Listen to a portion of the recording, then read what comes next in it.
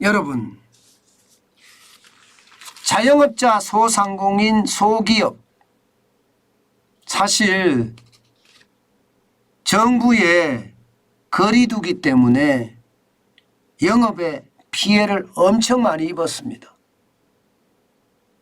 영업시간을 뭐 8시까지로 제한하고 9시까지로 제한하고 10시까지로 제한하고 심지어 12시까지로 제한하고 전 세계 어떤 데도 없는 일을 아니 어떤 데도 없는 일은 아니네요. 중국이 있으니까요.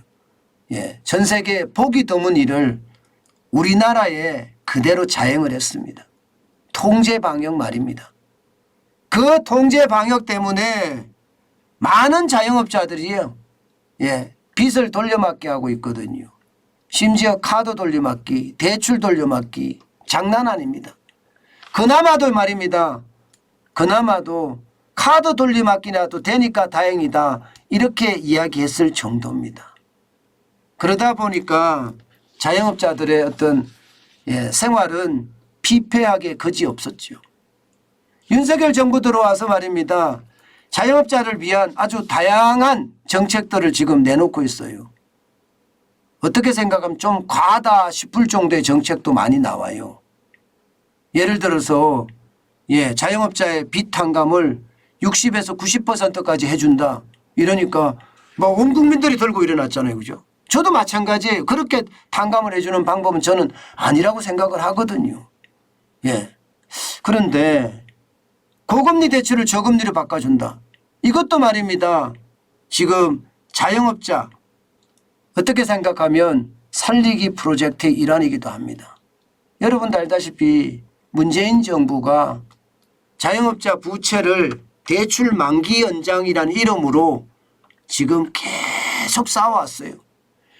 2020년부터 말입니다. 2020년 3월에 시작된 게 이제 올 9월에 끝납니다. 그 금액이 무려 현재 예측하는 금액은 133조 4천억 원이에요. 이게 1금융권, 2금융권, 3금융권 다 이렇게 퍼져 있으니까 도저히 이거 이대로 놔두다가는 금융위기로까지 발전될 수 있겠다. 이런 생각을 정부에서 한 것으로 판단이 됩니다. 때문에 고금리 있잖아요. 고금리.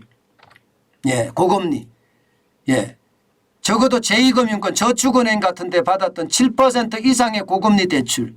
이거 다음 달부터 말입니다. 연 6.5%의 고정금리로 갈아탈 수 있게 해준다. 이렇게 지금 정부가 발표를 했습니다. 아마 정부가 내년 말까지 8조 5천억 원이라는 자금을 준비를 해놓고 이 부분에 대해서 공급을 한다 이렇게 이야기합니다. 이렇게 되면 말입니다. 7% 이상 고금리로 대출받은 사람들이 지금 48만 8천 건이라고 이야기하거든요. 그럼 사람들도 굉장히 많겠죠. 잔액 기준으로 봐도 21조 9천억 원이나 됩니다. 48만 8천 건 이건 모두 다 해결할 수는 없습니다. 이 중에 한 40%가량 20만 건가량은 아마 혜택이 돌아가지 않겠느냐 이렇게 지금 예상을 하고 있습니다. 근데 무조건 해주는 것은 아닙니다. 무조건. 보시는 것처럼 한 중간 정도 보면 되겠네. 대출 한도가. 개인에게는 5천만 원, 법인에게는 1억까지만 되고요. 상환 기간은 2년 거치 후에 3년간 분할 상환하는 조건입니다. 그리고 실제 말입니다. 은행이나 혹은 여전사라고 이야기하는 신용카드나 캐피탈, 저축은행 또 농협 같은 상호 금융 혹은 보험사 이런 데서 말입니다. 쉽게 말하면 7% 이상 금리가 만약에 받고 계시다면 이게 6.5% 고정금리로 바꿀 수 있다는 것 이게 기본 핵심입니다. 기본 핵심이에요.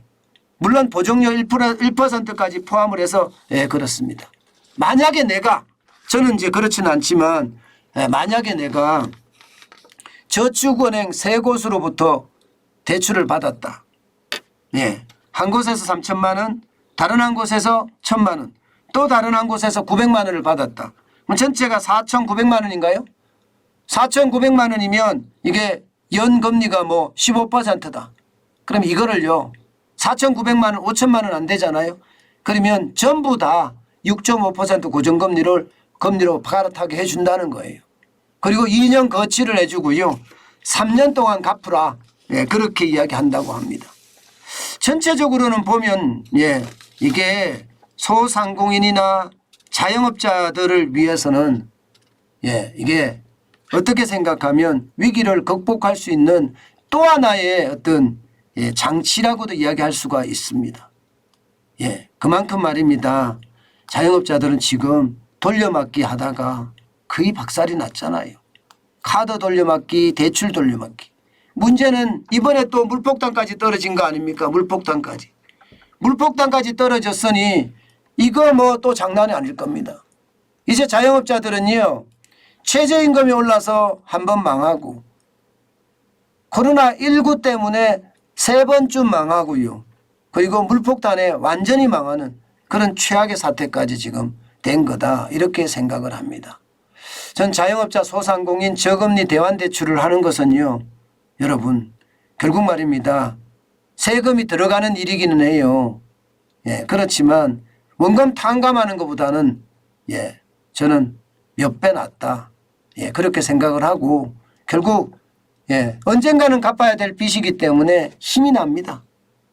왜 힘이 나느냐. 뭔가 목표가 있거든요. 목표가 있으면 달려갈 수 있거든요. 이것은 이것은 하고 나면 그만큼 쉽지는 않겠지만 그래도 목표가 생긴다는 건 저는 뭐 나쁘다고 생각은 솔직히 안 합니다. 그만큼 자영업자들은요 빚이 많아요. 게다가 지금 대출도 안 돼요. 대출도.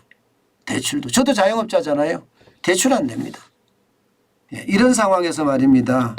그나마 뭔가 이런 하나의 조치들이 만들어진다는 것 이것은 최악의 자영업자에게 최소한의 삶의 장치가 되는 것은 아닌가. 저는 그런 생각도 해 봅니다.